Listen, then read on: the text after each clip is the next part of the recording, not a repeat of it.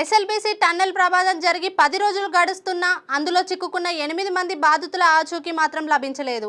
శరవేగంగా సహాయక చర్యలు కొనసాగుతున్నా టన్నెల్ లోపలి పరిస్థితులు ఏమాత్రం అనుకూలించడం లేదు. భారీగా పేరుకుపోయిన బురద నీరు తొలగిస్తున్న కొద్దీ మళ్లీ వచ్చి చేరుతోంది.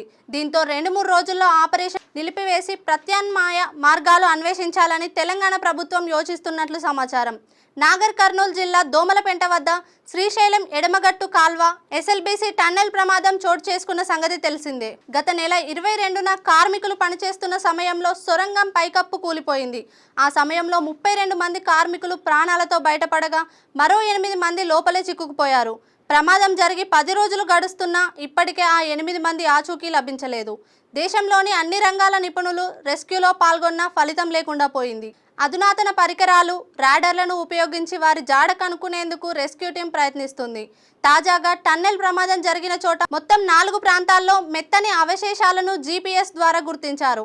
అక్కడ 2 మీటర్ల లోతులో వాటిని గుర్తించారు. అయితే భారీగా మట్టి, బురద పేరుకుపోగా ఊట నీరు ఉబికి వస్తుంది. దీంతో సహాయక చర్యలకు ఆటంకం కలుగుతుంది. టీబీఎం యంత్రాలను కట్ చేశాక ముక్కలను బయటకు తీసుకువచ్చే ఏర్పాట్లు లేవు. శకలాలను తొలగిస్తేనే టన్నెల్ చివరకు చేరుకునే అవకాశాలున్నట్లు అధికారులు వెల్లడించారు. బురదను బయటికి తరలించే కన్వేయర్ బెల్ట్ మొరాయించగా ప్రస్తుతం మరమ్మతులు పూర్తి చేశారు. సింగరేణి ఇంజనీర్లు, ఫిట్టర్లు తీవ్రంగా శ్రమించి కన్వేయర్ బెల్ట్ ను అందుబాటులోకి తీసుకొచ్చారు. భారీ యంత్రాల సాయంతో టన్నెల్ లోని నీటిని బయటకు తోడే ప్రయత్నాలను వేగవంతం చేశారు. మరో ఎక్స్కవేటర్ ను టన్నెల్ లోపలికి పంపేందుకు యత్నిస్తున్నట్లు అధికారులు తెలిపారు. రెస్క్యూ ఆపరేషన్ నిలిపివేసి ప్రత్యామ్నాయ మార్గాలు అన్వేషించాలని ప్రభుత్వం యోచిస్తున్నట్లు సమాచారం. ఇప్పటికే సీఎం రేవంత్ ఘటనా స్థలాన్ని పరిశీలించి అధికారులకు కీలక ఆదేశాలు జారీ చేశారు. లోపల చిక్కుకున్న వారిని గుర్తించేందుకు అవసరమైన సాంకేతిక రోబోల సాయం తీసుకోవాలని సూచించినట్లు తెలిసింది. టన్నెల్లో చిక్కుకున్న 8 మంది బాధితులను రక్షించడానికి అన్ని రకాల సహాయ చర్యలు తీసుకున్నట్టు తెలంగాణ ప్రభుత్వం సోమవారం హైకోర్టుకు నివేదించింది. National union for migrate workers సంస్థ